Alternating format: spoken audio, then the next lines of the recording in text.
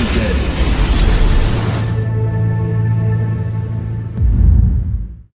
Hello everyone, and welcome back to my show. I'm Dr. Lot from Acupuncture is My Life. Now, before I dive into discussing pattern progression and treatment protocol for lupus patients when it comes to Chinese medicine, I would like to start out with a plea. Now, those that are watching, please try not to overdo it with the hydroxychloroquine in an attempt to treat COVID-19 if you don't have malaria or some sort of inflammatory condition such as lupus. I'd hate to see a shortage of this drug for those with the conditions that are in need of it. Now, with that being said, let's look at how the 5 basic patterns of diagnosing a lupus patient progresses. Now, these patterns can start out as excess patterns and over time become a deficient one. Now, during the early stages of lupus, a patient can present with excess heat injuring the yin. As a result of yin being injured, it will eventually become deficient along with body fluids as a result of consumption. Now, once the pattern evolves to yin deficiency with empty fire, a patient is now in the chronic active stage of the pattern. The later stage of this disease in Chinese medicine would pertain to qi and yin, or both yin and yang deficiency.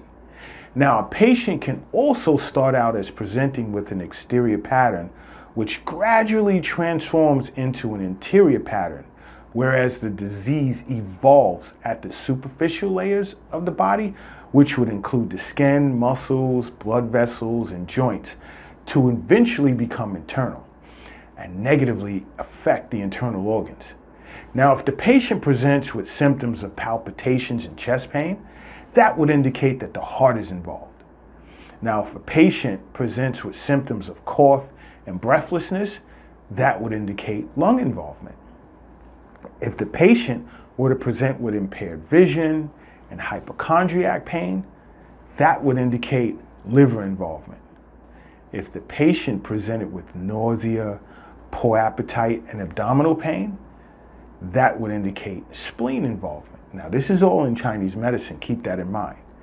And presentations of edema and lower back pain would indicate kidney involvement.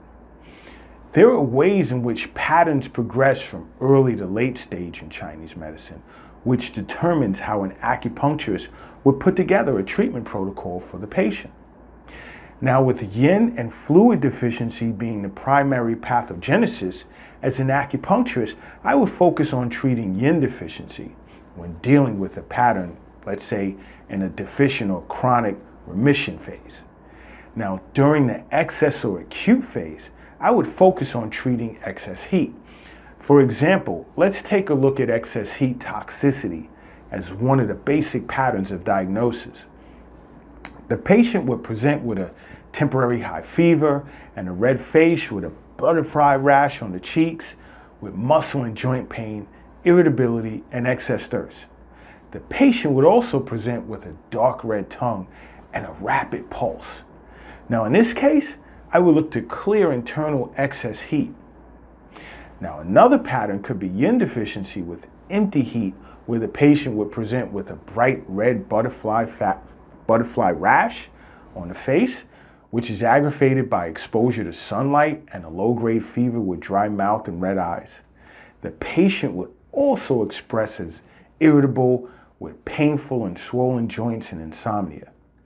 There would be a red tongue without coating and a rapid and thin pulse.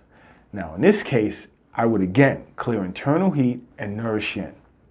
Another pattern could be constrained heat with congestive fluids. Now, in this case, the patient would present with a butterfly rash on the face, stifling chest pain with palpitations, irritability, and dry throat. The tongue would be red with a thick, greasy coating and a rapid and slippery pulse. In this case, I would again clear internal heat with transforming fluids that are congested. Now, another pattern could be blood stasis with heat. In this case, the patient would present with a dark red butterfly rash, and the lower extremities would present with varicose veins. In women, there would be delayed menstruation and hair loss. There would also be joint pain and hot flashes, irritability, and dark, scanty urination. The patient in this case would have a red tongue with little red spots on it and a thin and choppy pulse. Now in this case, I would look to cool off and invigorate the blood.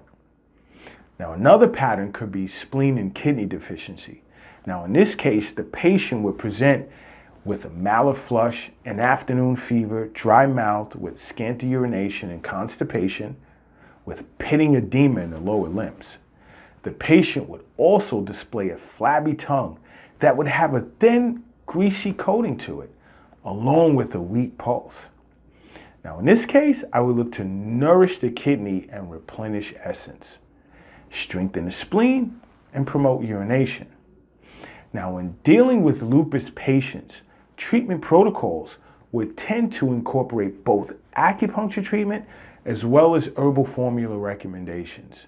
So if you've been diagnosed with lupus, along with seeing your doctor, I also recommend you sit and discuss your symptoms with an acupuncturist. Now don't forget to subscribe to my show. And until next time, acupuncture is my life. What's yours?